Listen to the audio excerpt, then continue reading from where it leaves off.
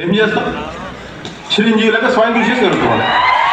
New ఇయర్ని ఒక్కొక్కరు ఒకలా celebrate చేసుకుంటుంటే టాలీవుడ్ మాత్రం రీ రిలీజ్తో సెలబ్రేట్ చేస్తుంది. ఒక పక్క పవన్ కళ్యాణ్ జల్సా, మహేష్ బాబు మురారి, అదేవిధంగా వెంకటేష్ గారు త్రివిక్రమ్ది నువ్వు నాకు నచ్చే మూవీ రీ రిలీజ్తో సందడి చేస్తుంది. సో ఆర్టీసీ క్రాస్ రోడ్లో బీభత్సంగా జల్సా రీ రిలీజ్ అయితే ఎంజాయ్ చేస్తున్నారు. ఓజీ కంటే బీభత్సంగా థియేటర్ మొత్తం హౌస్ఫుల్ అయిపోయింది. సండే 70mm అయితే చూడడం జరుగుతుంది ఈరోజు హైదరాబాద్ ఆర్టీసీ క్రాస్ రోడ్లో.